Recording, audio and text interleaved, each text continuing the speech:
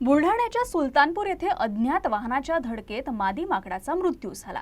तिच्यासोबत असलेलं जखमी पिल्लू वनविभागाने ताब्यात घेऊन लोणार येथील पशुवैद्यकीय रुग्णालयात उपचार केले। प्रकृती सुधारल्यानंतर पिल्लाला नैसर्गिक अधिवासात सोडण्यात आलं।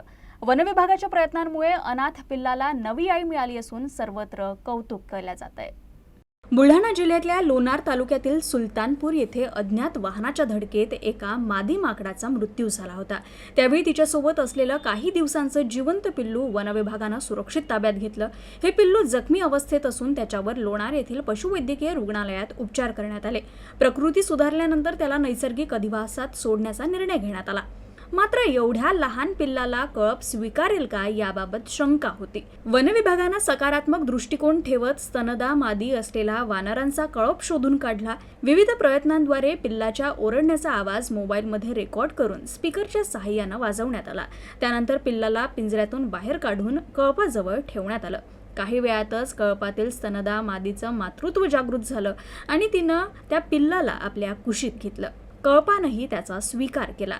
अपघातात आई गमावलेल्या या पिल्लाला पुन्हा आई मिळाल्यानं वनविभागाच्या प्रयत्नांचं सर्व स्तरांतून कौतुक होत आहे। दुसऱ्या दिवशी आम्ही त्या वानराच्या पिल्लाचा आवाज रेकॉर्डिंग केला।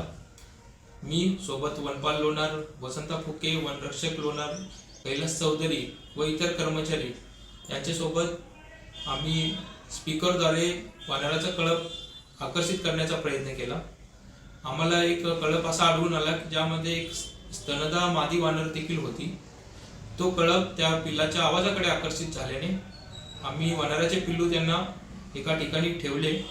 त्यातील मादी वानराने त्या पिल्लास आपल्या ताब्यात घेतले आणि थोड्या वेळानंतर आम्ही जेव्हा ऑब्झर्वेशन केले तेव्हा ते पिल्लू त्या मादी वानरासोबतच सुरक्षित असल्याचे आढळून आले।